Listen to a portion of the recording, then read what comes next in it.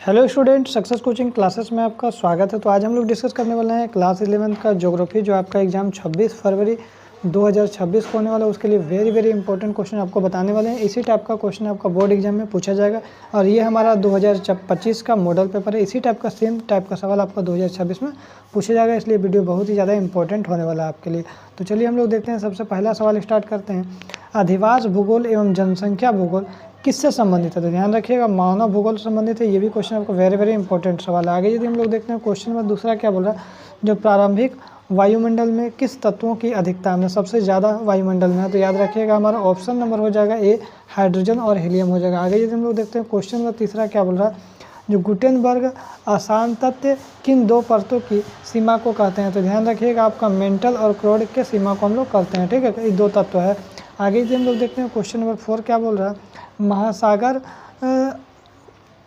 अधस्तल विस्तार सिद्धांत का प्रतिपादन किसने किया? तो ध्यान रखिए इसका राइट आंसर हो जाएगा आपका हैरी हेस ने किया। ऑप्शन नंबर डी हो जाएगा बिल्कुल राइट आंसर। आगे यदि हम लोग देखते हैं क्वेश्चन नंबर 5 क्या बोल रहा है, कि निम्नलिखित में से कौन सा स्थल रूप पवन के अपरदनात्मक शक्ति द्वारा निर्मित नहीं होता है? तो ध्यान रखिए इसका राइट आंसर हो जाएगा हमारा ऑप्शन नंबर डी, बालुका स्तूप। सुनामी शब्द की उत्पत्ति कहाँ से हुई है? तो ये भी क्वेश्चन आपका वेरी इंपॉर्टेंट क्वेश्चन है। तो ध्यान रखिएगा सुनामी शब्द का जो उत्पत्ति है जापान से हुआ। आगे यदि हम लोग देखते हैं क्वेश्चन नंबर 7 क्या बोल रहा है, जो निम्नलिखित में से किस ज्वालामुखी प्रकाश से अधिकतम तरल लावा प्रवाहित होती है? तो ध्यान रखिए इसका राइट आंसर हो जाएगा हमारा ऑप्शन नंबर डी, बेसाल्ट प्रवाह हो जाएगा। आगे देखते हैं क्वेश्चन नंबर 8 क्या बोल रहा है, गर्मियों में उत्तरी मैदान में बहने वाले गर्म एवं शुष्क हवा को हम लोग क्या बोलते हैं? तो ये भी क्वेश्चन हमारा वेरी इंपॉर्टेंट क्वेश्चन है। तो ध्यान रखिए इसका राइट आंसर हो जाएगा हमारा ऑप्शन नंबर बी, लू बोलते हैं। ठीक है उसको।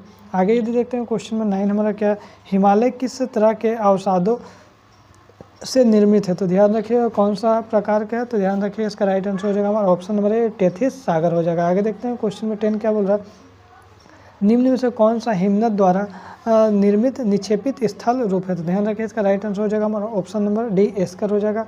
आगे यदि हम लोग देखते हैं क्वेश्चन नंबर 11 क्या बोल रहा है, ज्वारीय परिकल्पना सर्वप्रथम किसने प्रस्तुत किया? तो ध्यान रखिए इसका राइट आंसर हो जाएगा ए, जेम्स जेफरीज ने। आगे यदि हम लोग देखते हैं क्वेश्चन नंबर 12 क्या बोल रहा है, भौमिक प्राकृतिक आपदा के अंतर्गत निम्नलिखित में से किसे सम्मिलित कर सकते हैं? तो 12 का हमारा आंसर हो जाएगा भूस्खलन हो जाएगा, ऑप्शन नंबर राइट हो जाएगा सी। आगे देखते हैं क्वेश्चन नंबर 13 क्या बोल रहा है, आपदा प्रबंधन अधिनियम कब पारित हुआ? तो ध्यान रखिए इसका राइट आंसर हो जाएगा ऑप्शन नंबर बी, 205। ये भी हमारा वेरी इंपॉर्टेंट क्वेश्चन है। आगे यदि हम लोग देखते हैं क्वेश्चन नंबर 14 क्या बोल रहा है, भारत का प्रथम जीव मंडल नीचे कौन है? तो याद रखिए इसका राइट आंसर हो जाएगा हमारा ऑप्शन नंबर डी हो जाएगा नीलगिरी। ठीक है।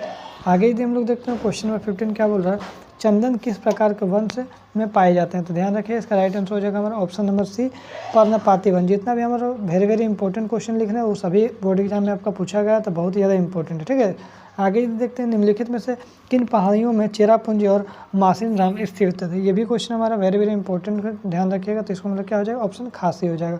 आगे देखते हैं क्वेश्चन नंबर 17 क्या बोल रहा है, निम्नलिखित में से किस महाद्वीप अनुभव की जाती है?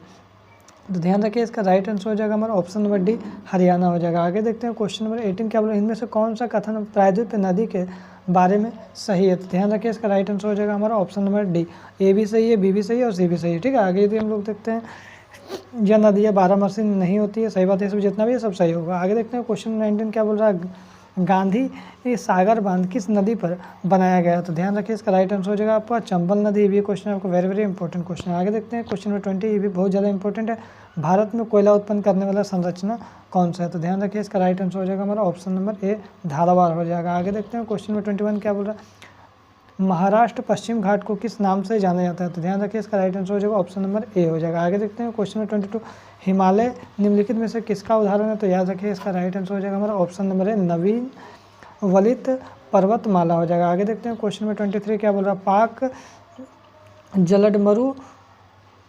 जल डमरू मध्य किन के बीच स्थित है? तो याद रखिए इसका राइट आंसर हो जाएगा हमारा ऑप्शन नंबर बी हो जाएगा आपका, मन्नार के खाड़ी और बंगाल के खाड़ी। आगे देखते हैं क्वेश्चन नंबर 24 क्या बोल रहा है, इंदिरा गांधी नेशनल पार्क कहाँ पे स्थित है? ध्यान रखिए इसका राइट आंसर हो जाएगा पश्चिमी घाट। ये भी क्वेश्चन आपको वेरी इंपॉर्टेंट क्वेश्चन है।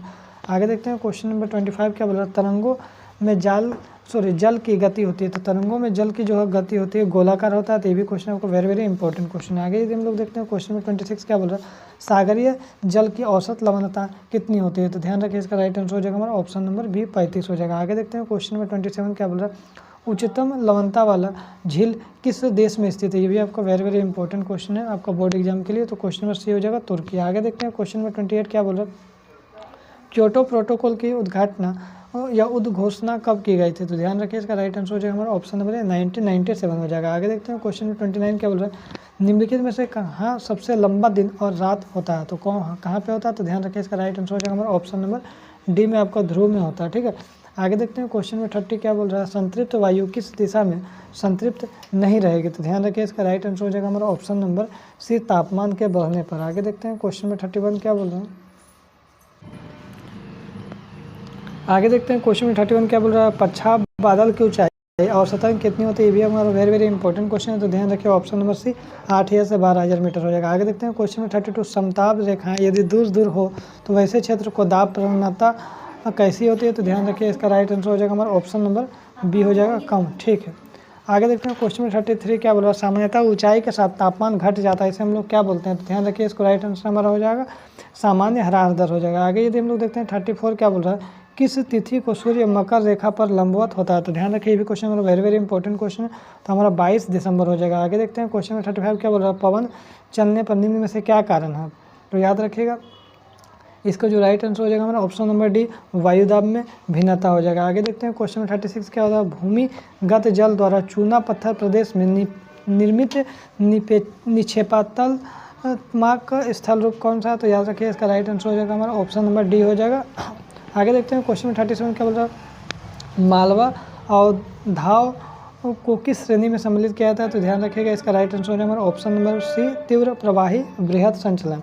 आगे देखते हैं क्वेश्चन नंबर 38 क्या बोल रहा है। भौतिक अपक्षय के लिए सबसे महत्वपूर्ण तत्व कौन सा है? तो याद रखिए इसका राइट आंसर हो जाएगा हमारा ऑप्शन नंबर ए तापमान। ये भी हमारा वेरी वेरी इंपॉर्टेंट क्वेश्चन है। आगे देखते हैं 39 क्या बोल रहा है। पृथ्वी का सबसे बड़ा मुख्य प्लेट निम्न में से कौन सा है? तो ध्यान रखिएगा आपका यूरेशियन प्लेट है। ये भी आपका वेरी वेरी इंपॉर्टेंट क्वेश्चन है। ये हमारा लास्ट क्वेश्चन हो रहा है। भूकंप अभिकेंद्र से 105 डिग्री से 145 डिग्री तक किस भूकंप तरंग का छाया क्षेत्र विस्तृत होता है? तो ध्यान रखिएगा पी और एस तरंग होता है। तो इसमें आपको टॉप 40 क्वेश्चन डिस्कस किए। तो यदि हमारा वीडियो आपको अच्छा लगे तो लाइक शेयर सब्सक्राइब जरूर करें। फिर मिलते हैं हम लोग नेक्स्ट वीडियो में। Thank you so much.